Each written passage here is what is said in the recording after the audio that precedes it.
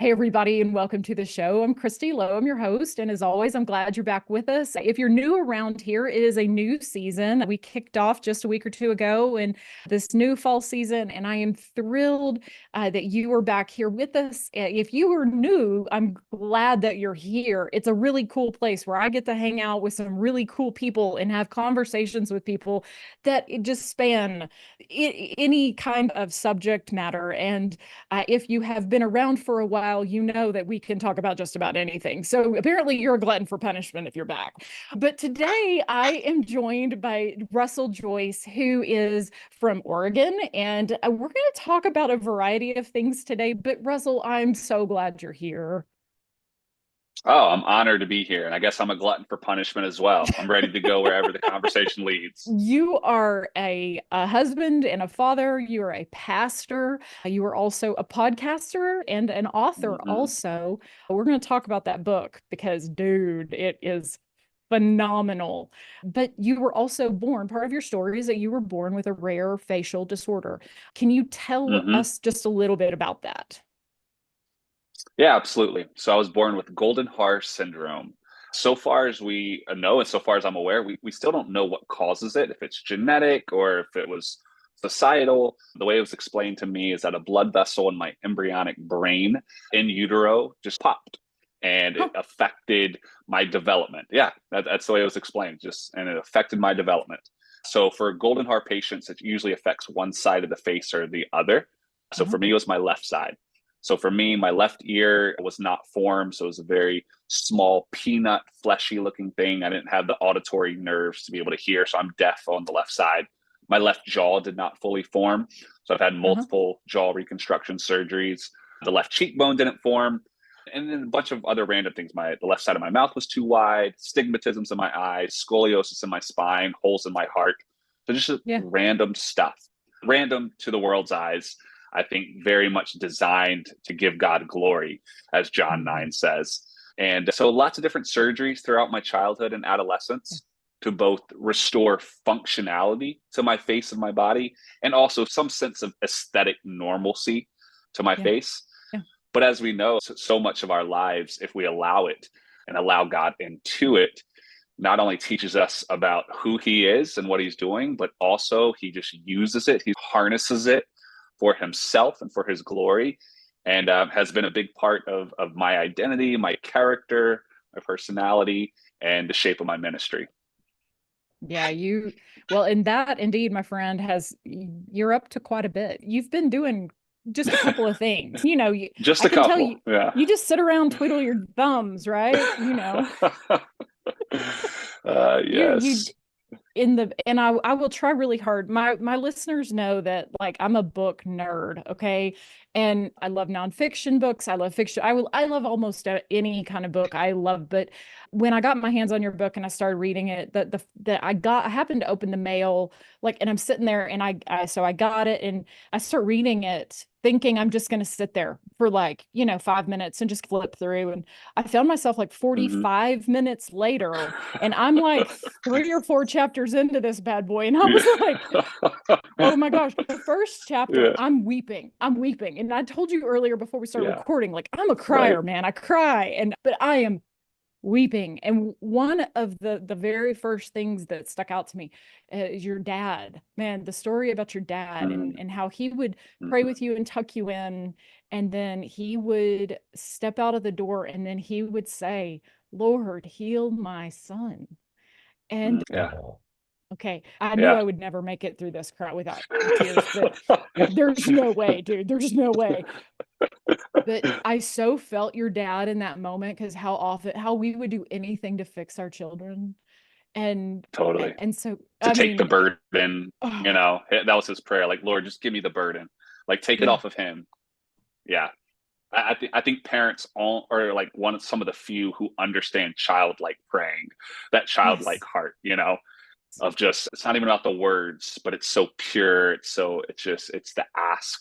Yeah. Yes. So And often it's just that guttural, those guttural prayers it's that we guttural. pray. Yes, It is guttural. But I also believe yeah, truly where the word says that the Holy Spirit intercedes for us when we don't have words. for sure. I was just weeping reading those words. And then there came a point where the Lord did not just magically grow an ear and gradually, like magically No, grow all of these things. You had to go through all of this. But yeah, then the Lord clapped back a yeah, little bit, as I like to say. He was like, yes, listen, buddy, I don't know Mr. Joyce's name, but he was like, okay, listen. yes, I know you yes. have been praying this for a long time, but I have already healed him.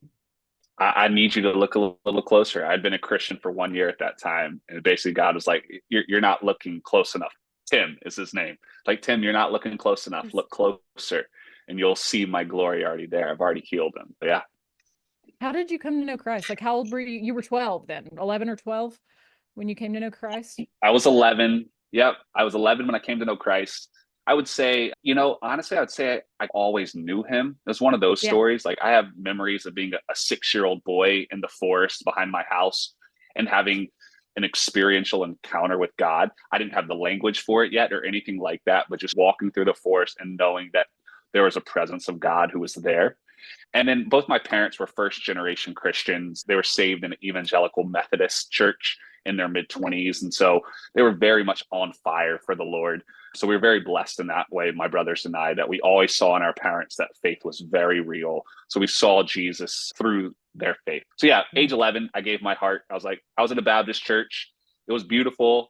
The Baptists, I'm Pentecostal now, Foursquare Pentecostal, but the Uh-huh. Baptists do a great job of both lifting high Jesus and making Jesus beautiful and making hell very terrifying. And so I said, all right, I don't want to go there. Jesus is great. Let's go this way. So I was saved at a Baptist church camp, so there you go. yeah. Yeah. Yes, yes. Yeah, that's Yeah. cool. That's awesome. Yeah, that's funny that you say that because yeah, the thought that went through my mind when you were like raised Methodist, Baptist, and then Pentecostal, and I'm like, there's going to be a Mm-hmm. whole lot of denominations in heaven, as it turns out, not just one. Totally. Yep. Yeah, Yep. yeah, and I think that's going to be so beautiful. It's going to be so gorgeous. Speaking Well, of I think gorgeous, yeah, go ahead. yeah. No, I was going to No, go. say, just for my parents, since they were so new to the faith in their mid 20s, they Mhm. talk about like, because they did move around. Not they moved churches a lot, they didn't, but they like, we were Methodist, we were Baptist, and we ended up at a Foursquare church. They were like, we were just following the Spirit. Like, we didn't even have language for it yet. But wherever the Spirit was alive, where Jesus was at the center of a community, that's where we were. And go figure, Jesus can do that in Methodist churches. He can do that in Baptist churches. He can do that in Mhm. Pentecostal. Yeah. Anywhere, Mm-hmm. man. Anywhere. That's beautiful. And you know what? I think that's something that, and not enough people are willing to follow where the Spirit leads. Yeah. Sometimes Yeah. sorry, I Shoot. hope Yeah. I'm probably stepping on somebody's toes here. That's fine. But I think that's the Yeah. truth though. There are times where like you get dug in, we get dug in and we won't follow where he's calling you to. And I'm not saying it's going to be Mm-hmm. chaotic. The Lord's never chaotic. It's never Mm-hmm. chaos, but where the Spirit leads us is often the adventure of a lifetime, as it turns out. So, Yeah. Absolutely. Absolutely. speaking of the adventure of a lifetime, you have one heck of a wife. Her name is Anna. She is remarkable. Yes. Can I Truly mean my I better half. Oh, I don't know Anna, but I love Anna, just for the record. I know her and I love her too, you Yeah, know. she's a gem, man. She is a gem, Yes. and she's a significant part of your story. She But is. hang on, before we talk about that, where did y'all meet? How did y'all meet? Portland, Oregon. Yeah. I'm originally from Raleigh, North Carolina, is where I grew up. And I was Mhm. in seminary at the time, and I spent my a summer during seminary doing an internship at a church in Portland, Oregon, and that's where she and her family are from.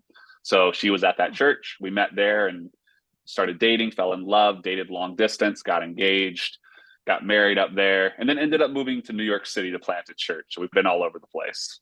yeah. She was instrumental though in a lot of your journey, your personal journey Mm-hmm. before. And I love her. I think she is fabulous. I'm not. I'm like she's Yes. darling. But Yes. what an incredible testimony. Tell Yeah. she's part of your story in that she really is the one who said, no, I love all of you, even this part. How has she been instrumental in this, in her love and her support? And Yeah. how has she affected your relationship with Christ? It's interesting, two things. One, and I shared this story in chapter 1, a moment that I shared with her was a catalyst for this whole book, but it also is a catalyst for what you were just saying of following where the Spirit leads. Mm. Because this moment with her was clearly God inviting me into a deeper level of understanding of God's love. Mhm. And in this moment, at least at first, I did not want this. I was very angry. There was all sorts of pain that was just erupting in me. So I could have said no. I could have said, no, I don't want to follow the Spirit in this. And had I done so, I would have missed out on so many wonders of the gospel, so much life and freedom. So just to add another pin on to anyone who's listening, and since the Spirit's taking them in places they don't want to go, many times those are the best places, painful places, but the best places. So for us, it was, just so the left side of my face is the part where it's had a lot of the brokenness, a lot of the surgeries. And there was a night when Anna, and I go a little graphic, but it is telling the truth, But where it Anna was and I are, so, it is so beautiful. In fact, it yeah, was a little bit like, I was like, oh my gosh, he wrote this. Oh my right. gosh, he went there. It was Well, great. so it was one of those where it's like, yeah, anyway, we can get to that later. But so Anna and I were kissing. And in the middle of it, unbeknownst to me, she pulls back and she's angry and she goes, "Stop that." And I had no idea what she was referencing. I really hoped it wasn't my kissing ability, but could have been. There's another sort of, again, funny story that she says our first kiss was her worst first kiss ever. And the reason why, she went back to her friend. She lived with 6 girls, and she really liked me. And she was like, we kissed, and they're like, "How was it?" And she goes, "It was horrible." But then she goes, "But I really like this guy." And in my Oh, defense, because of all my surgeries, I have no feeling in my lower lip whatsoever. oh, So we were both lower lip kissers. So on our uh-huh. first kiss, she got my lower lip, which means I couldn't feel anything. So I was just like a Yeah. fish floundering on the dock. I had no idea. I couldn't feel. So we had you know, but this was beyond that. We'd gotten past that point. So anyway, she pulls back. She goes, "Stop that." And she goes, "Do you know you always do that?" And I didn't know what she was talking about. She goes, "Every time I try and kiss the left side of your face," which is what she'd been doing, trying to, just give kisses to the left cheek and left side. I wasn't letting her. I was either directing her lips back onto mine, or I would just, praise her beauty and "I love you so much." Like I couldn't just receive her love. And she could tell I was uncomfortable. Mind you, I had no idea I was doing this. This was all subconscious. And she asked me this question, which I can still feel in my soul. She goes, "Do you not think I see you like all of you? Do you not think I love all of you? Let me kiss you." And I said, I'm going to cry even just saying that again. Like I can still feel just the power of that love. And then she proceeded. I couldn't respond because I had no idea this was happening. Like I was so You have exposed. It's like, words. Yeah. right? Like you're like a mask is pulled off that you didn't know you were wearing. And I was like, oh my gosh, I was exposed. I was so vulnerable. And she goes, "Sit back." And then she began to kiss the left side of my face. And I just had to sit there and take it. And she would stretch her lips over my reconstructed ear and my scars. And in those moments, and she would hold her lips there for an ungodly amount of time, an awful amount of time. You were like, And stop it. stop it, yes.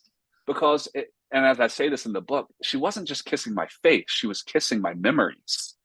Like Mm. she was kissing all the times that people had stared at me. She was kissing all the times I'd stared at the mirror and hated what I saw. She was Mm. kissing all the times I'd been teased. Like her love was joining me in these most wounded and vulnerable and painful places. And at first, I did want to scream out in rage. Anger erupted in me. And I was like, "I don't want your pity. Do not pity me. I don't need it." But as I breathed into that more, that began to go away. And what replaced it was grief. And even deeper than that, deep grief. And I began to cry. I began to wail. And that the type of tears, which I pray we only know a couple times in our life. But when you have so much pain coming out of your body, you don't like tears don't even come. You're just convulsing in sobs, Yeah. because in that moment, she was channeling her love through the parts of my soul that I believe to be so ugly and so beyond any sense of salvation, much less love. I thought they were worthy of damnation and condemnation. And it took me a while to develop language for what was happening there. But ultimately, this is what I believed. I believed that Anna was overlooking my woundedness, that she was focusing on the good parts of me, quote unquote, the good parts of me, and therefore was overlooking my woundedness. And in that moment, she revealed to me that wasn't the case at all, that she saw all of me, good, bad, and ugly, and she loved all of me.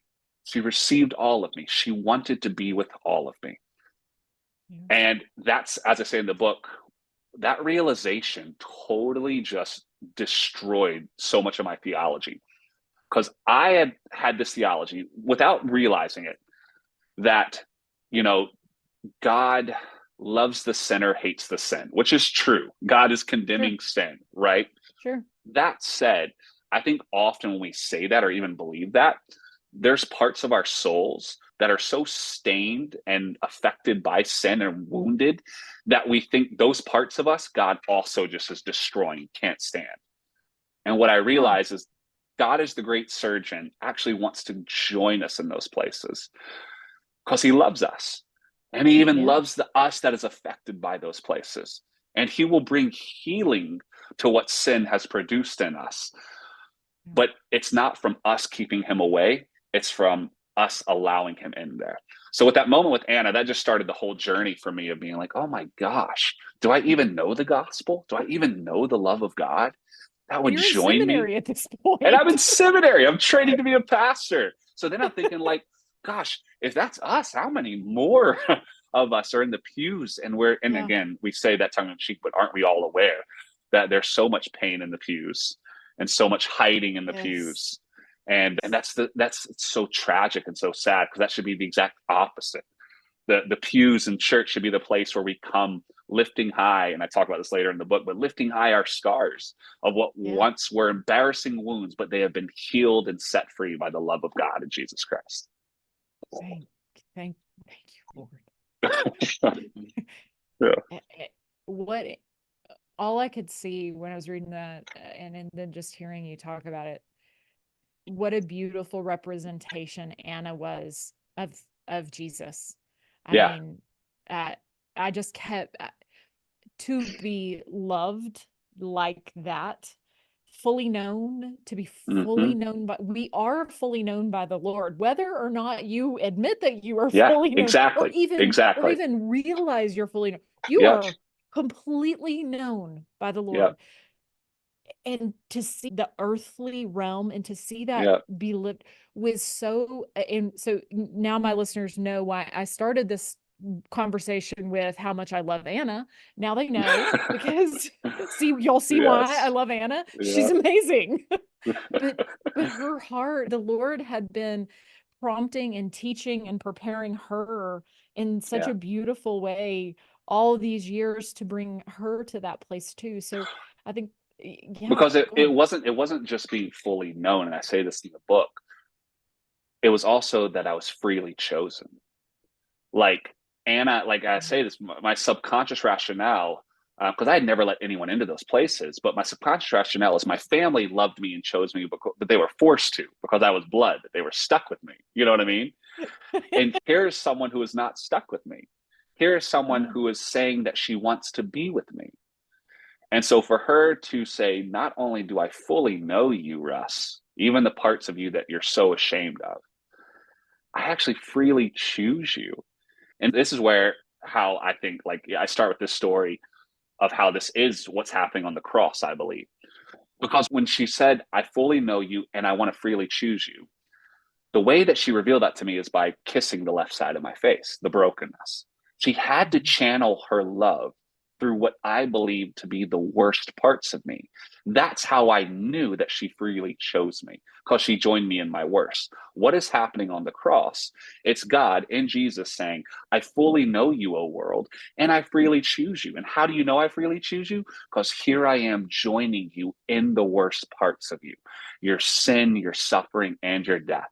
My love is joining you. It's being channeled through those parts of your soul. So you will never have to question another day of your life whether God actually loves you and chooses you.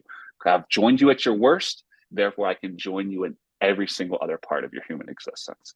That's what I was experiencing in that moment. And we're good today, guys. We're going to drop out of here. That's all we got. Oh, man. There's the mic drop right there.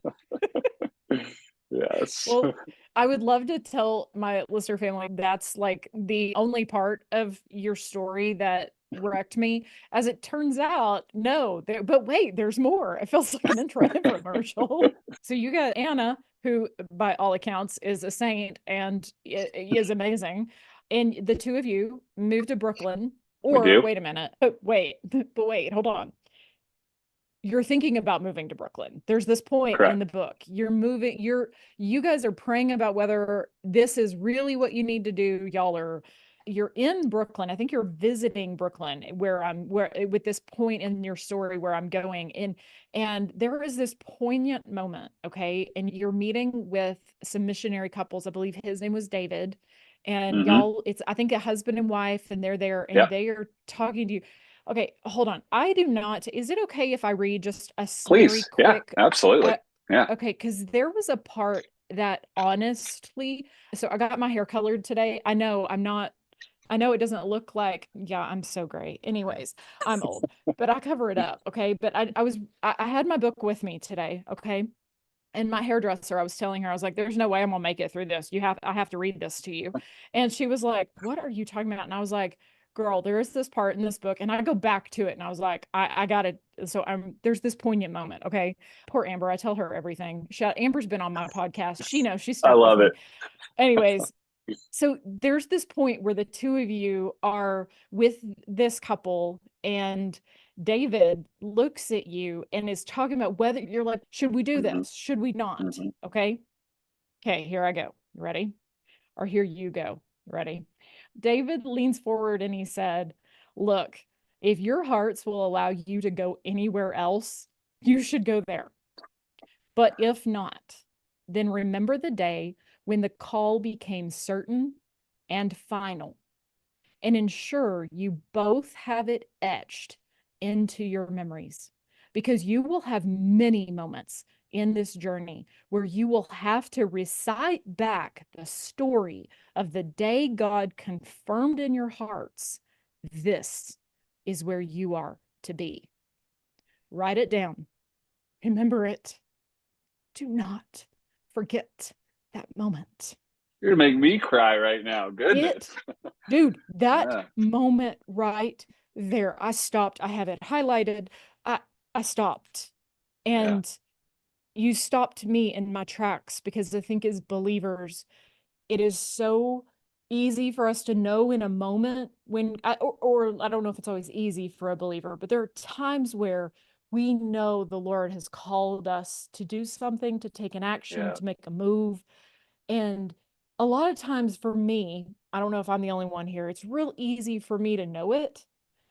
But I am like those Israelites wandering around in the desert, because I forget, I complain, I am terrible with it.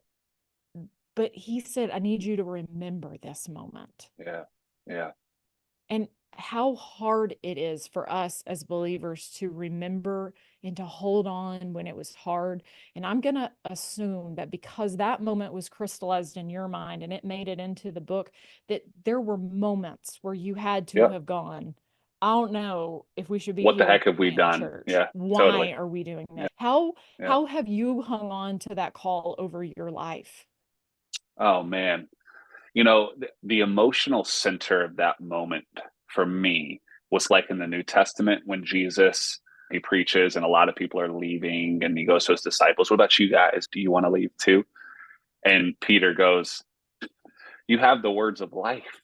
Where else can we go? You know, like that was like the emotional center of that moment where Anna and I were sitting over coffee. And I talk about this, like as David and Lisa were sharing their stories, we were just flooded with the Spirit. The Spirit was marking us. It was different than just emotion. It was like the Spirit was alive in their voices and we wanted what they had. And then we were talking about how we were discerning, but we weren't sure. And then, when David said that of like, hey, if you can go somewhere else, you should go there. Like this is a Yeah. hard place. But Yes. if you can't, then write it down and hold fast to this. Hold Yeah. fast to this call, because the words of life, these are the words of life. Where else can you go? Because there are plenty of moments where you're going to have to look back and say, no, the Lord made this clear. We're going this direction Yes. until death take us, or he changes it up or whatever, Yeah. And yeah, I think that is so important. And I think we see that. And so even in that chapter, I talk about the importance of meals, the importance of sharing meals. You look at the Old and the New Testament, and one of the, if not the most important command of God is to remember him. It says, remember me. And how do you do it in the Old Testament? Well, you celebrate the Passover among other festivals, you keep the law, but this Passover meal where it's like, hey, each year you're gonna reenact this. You're gonna remember what happened. You're gonna recite the historical record of what God did on your behalf, and that's gonna pass on that memory to the next generation. In the New Testament, it's the Lord's Supper, right? Right before Jesus goes to the cross, gathers his 12, and says, hey, I want you to, this is my body, this is my blood. As often as you do this, remember me. Hold on to this. As if to say, there's going to be plenty of times, oh, Christian, you're going to want to let go of me. You're going to want to go a different direction. Keep coming back together. Keep making the bread. Bring the hummus, have the food. And remember remember me. And I do think there is something so important and I talk about like how memory functions, because I'm a closet neuroscience geek. Like by night, I like to read some neuroscience. You do? Yeah. Have you found the Huberman lab? Totally. Are you Yes. Oh man, I That's could some listen good to all stuff. that. Yeah. That's some science geeky jam, man. I taught Right. science. I was a science teacher for Oh, years cool. before. Yeah. So yeah, total science nerd. Okay, carry on. Yeah. Anyway, so just like what we've discovered about how memory works is very different than probably how we think of it popularly, where we think that memories exist in our brains, always ready, always secure, that they're beyond our edits. And that's just not true. That memories are only as real as the process of remembering them. And every time we remember them, we're editing them. So it's this sense of like when Jesus to his disciples or God to Israel says, you need to keep doing this over and over and remember me. It's because it's making it new every time from one generation to the next. Yeah. But yeah, I think that's what David was saying to me. It's like, write this down, be so clear that this is what the Spirit has done. And Anna and I, we had those. We definitely had some moments, some dark moments where like, did we make a mistake? And we literally pulled out our journal and read it back. This is how God moved. We asked for this fleece. God gave us this fleece. God did this. God spoke this. God, are we released? Nope. No. Great. We're going to keep moving forward. Yeah, I think that's important. My husband and I have been praying about some things in our family and our marriage. Our son is a senior in high school. We're like a year away from being empty nesters. We're in this season of our world is changing what has been our status quo for a long time. And, when you start getting to those places where you sense the Lord is shifting, or you sense that he is moving in a new direction. And this was actually the question I wanted to ask you was, when you get to that place where, you thought, okay, I'm out, we're out. And then God was like, no, I have made it evident. I want you to be here. But how did you know when it was time to leave? Because y'all were in Brooklyn for how many years? 6 years. Okay, you were in Brooklyn for 6 years, and there came a point, because now you're in Oregon. Yeah. But when did you know? What had shifted, and how did you come to that place? Absolutely. So very similar to even our call there. And I don't know, for me, and maybe this is, in Ephesians 4, it talks about apostles, prophets, evangelists, shepherds, teachers. For me, I definitely have more of an apostolic function in how I view God's call, which is to say, I have to have an assignment. I have to have clarity of an assignment that I'm moving toward. And I hold on to that. So in 2019, like in that moment with David, and there were some other subsequent moments where it was very clear what my assignment was, to join Jesus in his work in New York City to get a community of faith planted, Hope Brooklyn.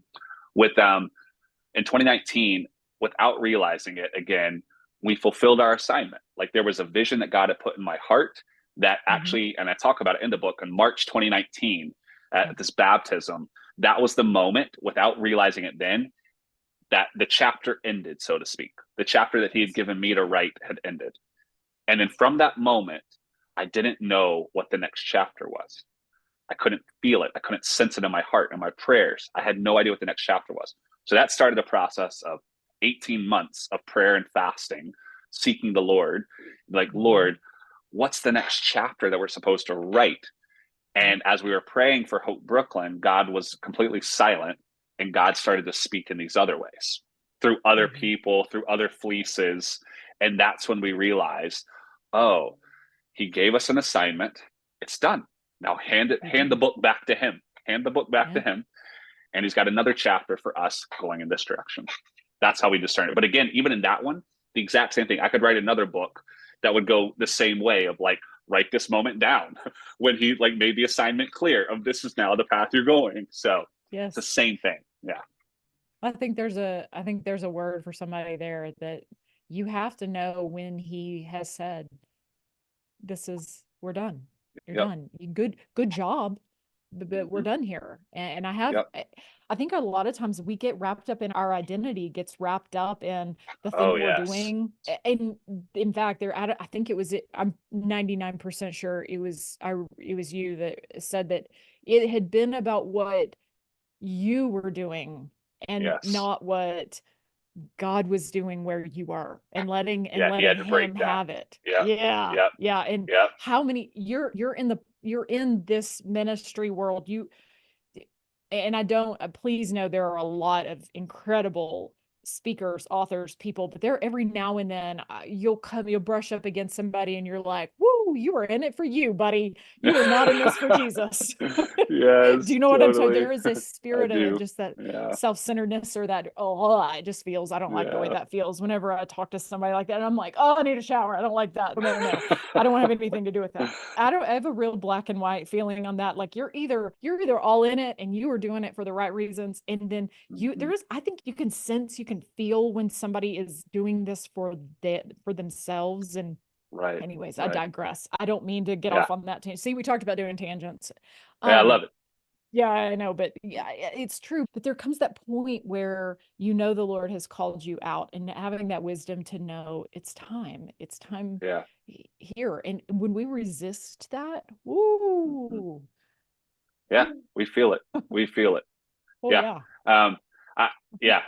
And I think for me, it required trusted people to also discern with us, and everywhere. Like, it couldn't just be from us. We needed trusted people to discern with us. And it required fleece. Like, I had to put some objective fleeces out there and be like, Lord, if this is you. Like, I remember at one point as we were discerning, and this was late in that 15 to 18 months of realizing that he wanted us to give him Hope Brooklyn back. And we were in a 21 days of prayer and fasting. And this was also during COVID, which probably had something to do with it, where you were just so on edge. I was like, Lord, if a bird flies too low, I'm taking that as a sign. So you better watch everything that is happening, because I am so looking for your signs right now. You know what I mean? But it was one of those where it's like, I need a clear sign. And he gave one. He gave a very clear sign. Yeah. He's so gracious like that. I think, like sometimes we're like, Lord, I love that he loves us so intimately that he doesn't scold us. Sometimes when we say, Lord, we want to be in your will, help me know, like, help me have. And I want to go back to something, because I just randomly before we wrap up, I think it's so beautiful how David told you both to write this moment down, and he told you both to crystallize that memory, because my friends who are married, being on the same page and committing to moving forward together. I think it's so important whenever you're doing something along those lines that you're both you're both moving in the same direction. It would be disastrous if it was not. Anyways, I thought about that when you said that, and I was like, oh, I got to go back, because somebody needs to hear. There are times where, and I've probably said this on here before, but my first prayer when the Lord gives me something new, or when I'm praying over something and I feel like the Lord has shown me something, my first prayer is typically, okay, Lord, show John. Go ahead. I'll let you go on, Holy Spirit. I'll let y'all go visit. Because I I'll know my wait. husband is, I'll wait. yeah, I Yeah, don't want this. If it's in, totally. like if I'm, is this heartburn? Is it Yeah, me? Is this is this the totally. enemy? Is this a Yep. temptation? No, Yep. I will, one of my active prayers over us is when we are trying to make a big decision is, are we on the same page? Is the Hmm. spirit leading both of us? And I love that. I love that you included that. That's so important. What's next for you? You're a pastor still. I You're am. pastoring up there in I the am. really Yes. ugly area of Oregon. It's Look, just hideous this up there, isn't it? this is the time of the year where you want to come to the Pacific Northwest. This is why everyone lives in the Yes. Pacific Northwest from about Uh-huh. July until early October. This is our Mhm. golden time. This is where we soak in God's glory. And then from about October until April, it is the doldrums. It is all the rain, which keeps it very green. But yeah, so I'm pastoring up here, pastor a beautiful church. And then I'm also the national director of church planting for our denomination. So helping Uh-huh. plant churches across the country, leading a podcast for our movement. But yeah, it's fun. Two little boys, which let's be real, George age 3 and Simon age 2. That is my primary calling and responsibility right now, is As wrestling with them and not allowing them to kill each other. So there we go. that's half of parenthood is just keeping children alive. It is. There you I go. mean, Yes. for real. They don't tell you that when you're taking these beautiful little bundles home. You're like, they're Uh-huh. so cute. No, it's just, I got to keep you alive. Yes. Yeah. Okay. If my friends want to find you, where can they find you? You're on Instagram? I know we're on Instagram. I Where am. else? Mm-hmm. Okay. Yep. So my handle on Instagram is Russell William Joyce. And then my website, russellwjoyce.com, where I have like a monthly meditation that I send out. It's just a Jesus centered devotion of something I've been really meditating upon. And you can sign up for that and we can correspond that way. So those would probably be the two best ways. Sweet. Cool. Oh, my friend, we have never met in real life. However, I feel like I know you for not only from reading your book, but just sharing your heart here today. And I'm Mm, really grateful that you've taken the time to be same. with us today. Yeah, I Thank you. really enjoyed our conversation. Thanks, Kristi.